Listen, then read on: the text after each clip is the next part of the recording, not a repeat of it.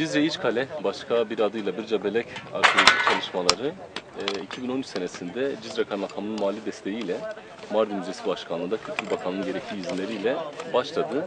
1 Haziran itibariyle başlayan kazılar süresince ilkin İçkale'nin doğu kısmında bazı sondaj çalışmaları yaptık. Daha sonra bu gördüğünüz büyük meydanda geniş bir alanda çalışma başlattık. Buradaki amacımız ilk evrelerine, kalenin geçmişine, buna biraz ışık tutmak, Şehri Nuh'un gerçek tarihten biraz daha dokunmak. Bizi biraz zorlayan bir süreç var. Alan uzun süre askeri bölge olarak kullanıldığı için sürekli zemin düzeltmeleri, efendime söyleyeyim asfaltlama çalışmalarından dolayı geç dönemlere ait, geç dönemlerden kastım 18. 19. yüzyıla ait yapılar ve asfalt iç içe geçmiş, çoğu yerde tahrip edilmiş ama şans eseri büyük bir alanda da 15. yüzyıldan 11. yüzyıla kadar tarihlenen, yani günümüzden 500 ile 900 yıl arasında tarihlenen oldukça geniş bir buluntu topluluğumuz var. Çanak çömleklerimiz, pipolarımız, silkelerimiz mevcut.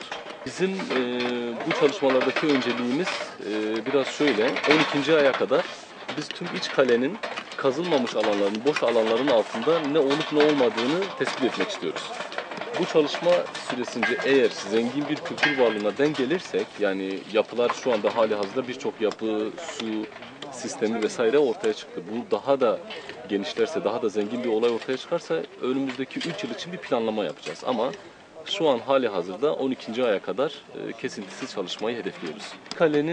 Cizre İçkale'nin hani popüler kültür, popüler tarih bazında konuşuyorum. Herkes işte 4000 yıllık, 5000 yıllık bir yapı olduğunu söylüyor.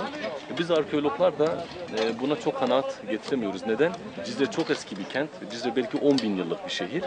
Ama bu kalenin o 10.000 yıllık şehrin ilk başlangıcından beri var olup olmadığını bilmiyoruz. Nebi Nuh Camii Medrese Sor civarında, o Gire Raş dedikleri bölgenin Cizre'nin daha eski dönemine ait olduğunu düşünüyoruz.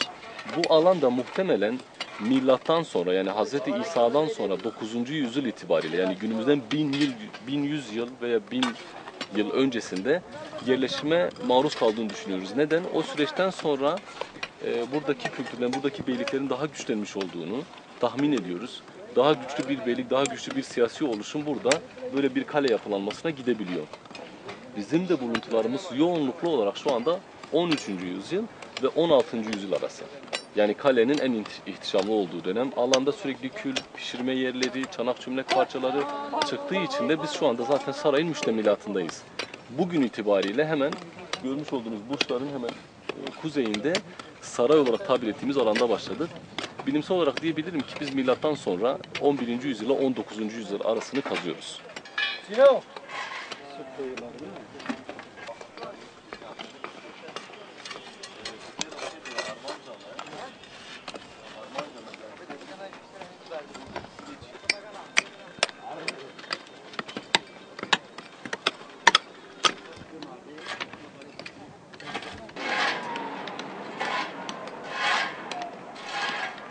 Eyüp Erdemci, Mardin Atatürk Üniversitesi'nde Sanat Tarihi Bölümü öğrencisiyim, 2. sınıf öğrencisiyim.